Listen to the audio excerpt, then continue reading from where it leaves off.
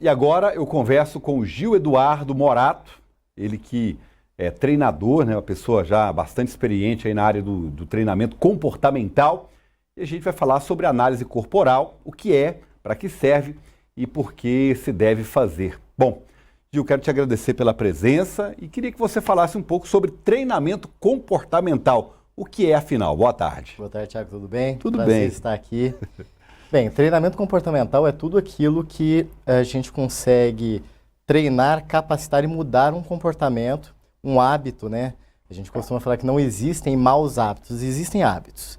Ontem, por exemplo, eu estava conversando com um amigo e ele falou assim, olha, que horas que você tem para academia? Levanta às 4h30. Vou feliz? Não vou. Né? Ninguém acorda às 4h30 da manhã falando que está feliz para ir para academia. Mas é um hábito que você instala que se torna positivo lá na frente. Então, a gente trabalha técnicas para que o comportamento das pessoas sejam melhorado. A pessoa, ela quer se superar, ela quer atingir um resultado maior, então ela nos procura para que isso seja feito. Então, dá para mudar hábito? Dá para mudar hábito. É complexo, né? Às vezes a gente acha, existia um ditado antigo que as pessoas falavam, não, você tem que fazer 21 dias de repetição e isso... Girava isso por aí, né? Exato, isso não é verdade. Eu tentei várias vezes esse negócio de 21 dias. Na verdade, 21 dias, a gente começa a criar uma nova cadeia neural para que esse hábito, esse novo comportamento, ele seja instaurado. Só que isso vai terminar em média, 90 dias depois. Alguns mais, alguns menos, mas a média é essa, de 90 dias. Então, 90 dias você se forçando a fazer algo que você não gosta, mas você sabe que é positivo porque vai aumentar a sua performance. Então, 21 dias depois, o seu cérebro começa a admitir aquilo. Exatamente, exatamente. A cadeia neural começa a se formar. E é interessante isso porque a gente tem um processo de construção, né, neural e poda neural. O que a gente não está utilizando, o cérebro poda. O que a gente está repetindo ali com constância, ele começa, né, a juntar, aquilo vai se tornando mais fácil, até chegar num processo que a gente chama de mielinização, que é como, imagina um fio, né, um fio de energia, um fio de cobre. Se ele não tiver com a capa, com aquele encampamento, ele vai dispersar energia, né? Então, esse processo de mielinização, ele recobre para que o caminho seja perfeito. Aí sim a gente vai conseguir fazer as coisas mais fáceis. Ó, tem um ditado, já que você falou aí, Gil, sobre ditado, tem um ditado que fala que burro velho não aprende a marchar. Eu usei esse ditado para perguntar o seguinte, pessoas com mais idade têm mais dificuldades de mudança ou não é assim? Tem mais dificuldade não pela formação de uma nova cadeia neural, mas ela tem mais dificuldade porque ela já tem vários outros hábitos que ela não quer mudar. Né? A gente constrói um hábito que às vezes a gente não vê nada de negativo nele e eu não quero mudar esse hábito. A partir do momento que eu entender que aquele hábito é nocivo a mim ou ele atrapalha a minha performance, eu acabo enxergando que eu preciso mudar e aí, obviamente, eu vou me forçar a isso. Então, pode aprender a marchar sim. O Igor, uma coisa é a gente se propor a ter uma vida equilibrada. Você falou que acorda de madrugada para malhar, tem gente que faz a sua prece pela madrugada, tem gente que tem horário assim muito cronometrado para quase tudo. Tá, isso é um ponto. Agora, outro ponto é transformar a vida num quartel-general, né? Oh, agora é hora disso, parou agora aqui. Não fica chato demais também, não? Qual é o ponto de equilíbrio entre essas situações? Fica chato. A gente tem que ter rotina. Rotina ela é fundamental para a gente crescer. Nosso cérebro ele só vai funcionar, a gente chama no modo avião, né? O nosso cérebro ele quer descansar, ele quer entrar nesse descanso porque ele despende muita energia. Apesar dele ser muito pequeno, ele gasta grande parte da nossa energia. Então ele precisa trabalhar nessa rotina. Só que essa rotina ela pode ser quebrada em alguns momentos. A gente não pode ser tão inflexível, senão, como você falou, a vida fica chata, né? Então eu construo a rotina para que eu possa crescer, só que existem alguns momentos que eu posso fazer coisas que não estão programadas. E isso é importante também para a nossa saúde mental, né? Bom, você que está acompanhando a gente, você acredita que dá para mudar um hábito? É possível mudar um hábito? Sim ou não? Mande aí a sua mensagem. Ô, Thiago, eu tenho, por exemplo, o hábito de usar demais o celular. Eu não deixo esse troço para nada. eu queria diminuir, como é que eu faço? Eu quero fazer uma pergunta para o Gil. Então manda a sua pergunta, 3249-8883. 3249-8883. E aí já tá chegando pergunta aqui, uma pergunta eu achei interessante da Alessandra, lá do Goiânia 2. Tiago, o meu marido fala alto demais, ele fala no celular, parece que está gritando. Eu acho que nem precisaria do celular, porque se a pessoa estiver mais ou menos longe, vai ouvir. Ele quase grita. Eu já falei para ele várias vezes, bem, fala mais baixo, mas não adianta. Ele só fala alto, parece que está cada vez pior. Ixi, Alessandro, obrigado pela sua mensagem. É um hábito que dá para ser trabalhado? Dá para ser trabalhado. É só interessante, vou voltar um pouquinho que você falou do uso do celular, né? Existe uma métrica que diz que o brasileiro, ele utiliza em redes sociais, na verdade ele joga tempo fora, em média 3 horas e 45 minutos do seu tempo, né? Então, sem produzir mesmo, né? Você está desperdiçando tempo, desperdiçando vida, é o que a gente tem de mais valioso, né? Então, isso é um hábito que dá para mudar, basta a gente usar as técnicas certas. Falar alto entra um pouquinho já do que a gente vai falar da análise corporal, né? Depois. O ambiente, ele influencia como nós agimos. Então, o ambiente que ele cresceu, ele com certeza foi ensinado a falar alto. Então, a partir do momento que o ambiente o forçar, que ele começar a perceber que aquilo é negativo, ele vai começar a trabalhar esse tom da voz. Então, a gente precisa entender o que nos prejudica dentro do ambiente. Quando a gente vai para a análise corporal, existem os traços, né, de traço de caráter que a gente analisa. Cada traço, ele vai se sentir melhor em um ambiente. Então, eu preciso entender como extrair os recursos desse traço em determinado ambiente. Então, o falar alto é isso, o ambiente está proporcionando a ele um conforto, né, uma possibilidade em falar gritando o tempo todo. Isso precisa ser mudado pelo ambiente. Ou pelas pessoas também que estão em volta, né? Tá certo. Ó, muitas mensagens chegando aqui.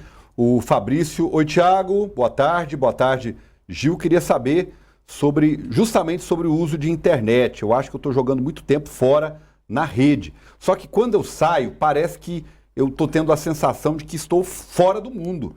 E eu queria corrigir isso, porque realmente tem me atrapalhado. Obrigado, querido, pela sua pergunta aí. E só essa honestidade eu imagino que já tem uma validade, né, Gil? Exatamente. Ele começa a sofrer de abstinência, né, por não estar utilizando. Por exemplo, o meu celular está ali agora. O Instagram, que é a rede social que eu mais acesso, ele não está em fácil acesso na tela. Ele está dentro de uma pasta quando eu viro a página ali. Então, para eu acessar, ele não está fácil. Então, já foi uma coisa que eu utilizei. Eu coloco tempo nele, né? Você consegue alterar lá no Instagram, ele te proporciona isso.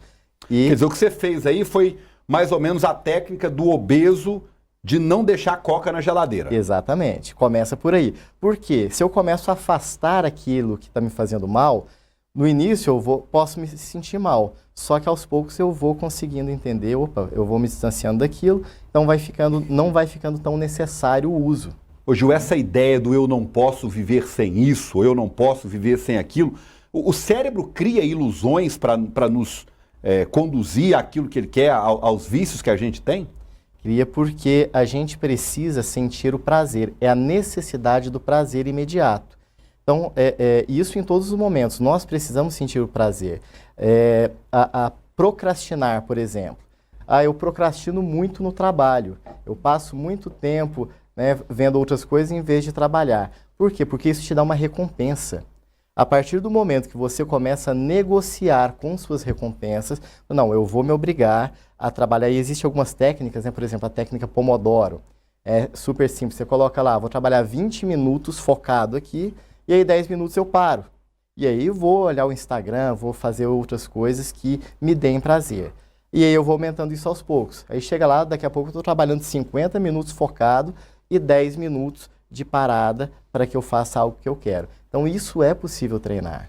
Dá para mudar hábitos sem disciplina? Sem disciplina não dá para fazer nada, né? A gente precisa ter disciplina, ter foco, a gente precisa entender que aquilo é importante para a gente. Tudo na vida gira em torno de disciplina. A gente pode conquistar qualquer coisa que a gente desejar, basta que eu tenha uma disciplina diária para chegar até onde eu quero. Olha, a religião usa algumas técnicas e são praticamente todas as religiões. Por exemplo, a técnica de um vigiar o outro.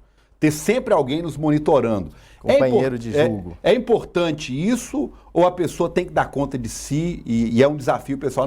Ninguém tem que saber, ninguém tem que participar disso. Essa luta é minha e eu vou conseguir sozinho. Qual é o conselho que você dá? Tiago, vai muito do traço de caráter que cada pessoa tem. Vou explicar isso um pouquinho antes para voltar nesse ponto. Todos nós passamos por um processo de construção do caráter. Eu trouxe até aqui essa questão da análise corporal, ela é uma técnica nova, baseada numa ciência já conhecida. Esse aqui é o livro da análise do caráter do William Reich. A análise corporal, ela se baseia em conhecimentos de Reich, de Lowen e de Freud. Então, Reich, esse livro aqui é até muito complexo. Ele apontou que nós temos 5 traços de caráter diferentes. E cada traço de caráter responde de uma forma. E esses traços eles são formados da fase intrauterina até mais ou menos os nossos 5 anos de idade. Varia um pouquinho, mas a média é essa de 5 anos de idade. Então, esses 5 traços... Já assistiu aquele filme Divertidamente, aquela animação? Uhum.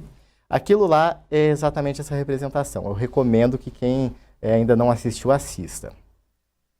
Ali você tem a figura do medo, que o nome correto dado por William Reich é esquizoide. A tristeza, que é a oral. A alegria, que é psicopata. Não são isso patologias, tá? Só para, às vezes a pessoa fala, nossa, eu tenho psicopatia. Não é patologia.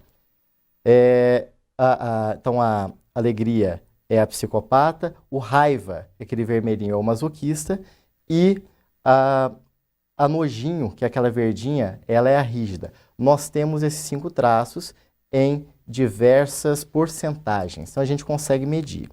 Então, cada traço vai responder de alguma forma. Então, eu tenho um traço, por exemplo, se eu tenho um traço oral mais potencializado em mim, eu vou precisar, se eu quero diminuir a quantidade de comida, muitas vezes eu vou precisar de uma pessoa que me ajude a monitorar.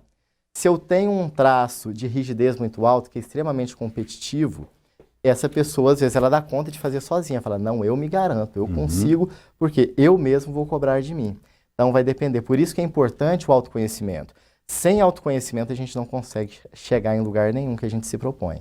Bom, eu queria que você, nesse minuto final, olhasse aí nos olhos do nosso telespectador e desse a sua dica. Às vezes a pessoa está lá, não caminha para lado nenhum, está sempre patinando, a vida travada. O conselho que você dá para a pessoa que está, você usou o termo procrastinar agora há pouco, pessoa que está procrastinando, que não evolui na vida, traga a sua mensagem, por gentileza, aos nossos telespectadores. Certo.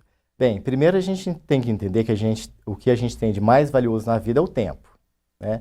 Se eu quero algum resultado e vou deixando o tempo passar, eu nunca vou conseguir chegar em lugar nenhum. É a famosa filosofia Zeca Pagodiana, né, do deixa a vida me levar.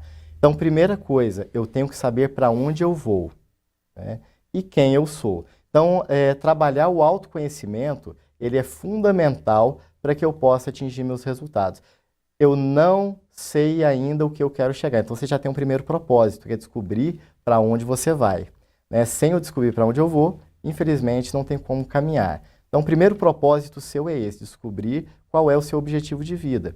E aí você vai trabalhar o autoconhecimento, vai trabalhar como potencializar as suas valências, né? E aí sim você vai conseguir atingir os resultados que você espera na vida. Gil Eduardo Morato, treinador comportamental, obrigado pela participação, parabéns pelo trabalho. Obrigado, Thiago, eu que agradeço o convite. Uma honra tê-lo aqui também.